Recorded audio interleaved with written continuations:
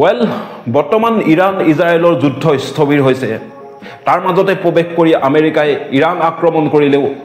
ইৰাণৰ কোনো বিশেষ ক্ষতি কৰিব নোৱাৰিলে আমেৰিকাই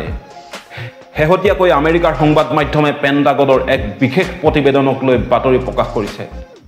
পেণ্টাগনৰ এই বিশেষ প্ৰতিবেদন সংবাদ মাধ্যমত প্ৰকাশ পোৱাৰ লগে লগে ক্ষুব্ধিত হৈ পৰিছে ৰাষ্ট্ৰপতি ডোনাল্ড ট্ৰাম্পে এই প্ৰতিবেদনক অসত্য আৰু দেশক দুৰ্বল কৰাৰ ষড়যন্ত্ৰ বুলি দাবী কৰিছে CNN নিউয়ৰ্ক টাইমছে আমেৰিকাই ইৰাণৰ ওপৰত কৰা আক্ৰমণৰ সন্দৰ্ভত সবিস্তাৰে বাতৰি প্ৰকাশ কৰিছে এই বাতৰিত দাবী কৰা হৈছে যে আমেৰিকাৰ বাংকাৰ ব্লাষ্টাৰ বোমাই ইৰাণৰ পাৰমাণৱিক ঘাটিত আঘাত কৰিছে যদিও ইৰাণৰ পাৰমাণৱিক কাৰ্যসূচীক কেইমাহমানৰ পিছুৱাই দিয়াৰ বাহিৰে বিশেষ একো ক্ষতি কৰিব পৰা নাই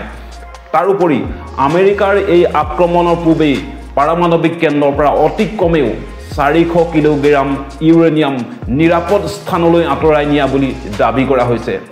প্ৰতিবেদনত প্ৰকাশ পোৱা অনুসৰি এই 400 কিলোগ্ৰাম ইউৰেনিয়ামৰ সহায়ত প্ৰায় 10টা পাৰমাণৱিক বোমা নিৰ্মাণ কৰিব পৰা যাব এই প্ৰতিবেদন ৰাজহুৱা হোৱাৰ লগে লগে ক্ষোভত উঠলি উঠিছে ৰাষ্ট্ৰপতি ডোনাল্ড ট্ৰাম্প তেওঁ এই প্ৰতিবেদনক অসত্য বুলি দাবী কৰি এয়া দেশক দুৰ্বল কৰাৰ ষড়যন্ত্ৰ বুলি দাবী কৰিছে ট্ৰাম্পে সামাজিক মাধ্যমত লিখিছে CNN নিউয়ৰ্ক টাইমছে কেৱল অসত্য প্ৰচাৰ কৰাই নহয় এনে বাতৰিয়ে দেশক দুৰ্বল কৰাৰ ষড়যন্ত্ৰ ৰচিছে ইতিহাসৰ আটাইতকৈ সফল সামৰিক অভিযানক বদনাম কৰিবলৈ দুয়োটা সংবাদ মাধ্যমে একেলগে কাম কৰি আছে ইৰাণৰ পাৰমাণৱিক ঘাটি সম্পূৰ্ণৰূপে ধ্বংস কৰি দিয়া হৈছে এয়া হৈছে ৰাষ্ট্ৰপতি ডোনাল্ড ট্ৰাম্পৰ দাবী আমেৰিকাৰ কৰা এই আক্ৰমণৰ পিছতে আমেৰিকাৰ সংবাদ মাধ্যমত এই আক্ৰমণৰ কেইবাখনো ফটো প্ৰকাশ কৰিছিল তাৰ পৰা এই কথাও স্পষ্ট হৈছে যে আক্ৰমণ কৰাটো সত্য কিন্তু এই কথাও সত্য যে আক্ৰমণৰ পৰা বিশেষ একো ক্ষতি হোৱা নাছিল ইৰাণৰ এই পাৰমাণৱিক কেন্দ্ৰ জাগ্ৰছ পৰ্বতমালাৰ পৰা প্ৰায় 150ৰ পৰা 300 ফুট তলত অৱস্থিত